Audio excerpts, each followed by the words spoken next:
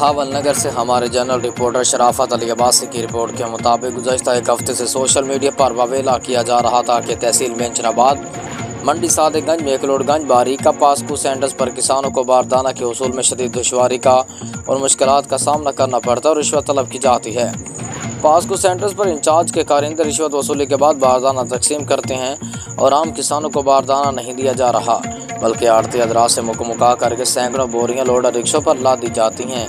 किसानों की कसीर तादाद इस नाइंसाफ़ी, जुल्म और ज़्यादती और किसानों के साथ होने वाले इस्तेसाल पर भरपूर एहतजाज करेंगे,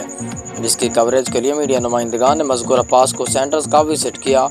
और मौके में मौजूद किसी भी किसान ने बदउनवानी और बेज़ाब्तगी का जिक्र नहीं किया। गुज़श्ता रोज़ असिस्टेंट कमिश्नर मेंचनाबाद ने भी पास्को सेंटर्स का विजिट किया और तमाम सेंटर्स की कारकर्दगी को सराहा और किसी भी किसान ने ज़ाती तौर पर बदउनवानी के शवाहिद पेश न किए, मगर ये मुसलमा हकीकत है कि मुख्तलिफ ज़राए से वर्बली हासिल करदा मालूमात के मुताबिक तमाम पास्को सेंटर्स में बदउनवानी पाई जाती है और इंतहाई ताकतवर माफिया सरपरस्ती कर रहा है, जिसकी वजह से किसान मजबूर है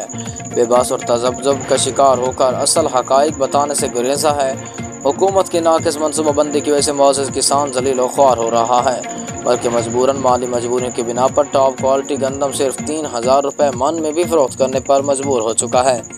मज़कूरा सूरत हाल में फ़ायदा उठाते हुए आड़ती हज़रात किसानों से इंतहाई कम रेट पर गंदम खरीद कर रहे हैं।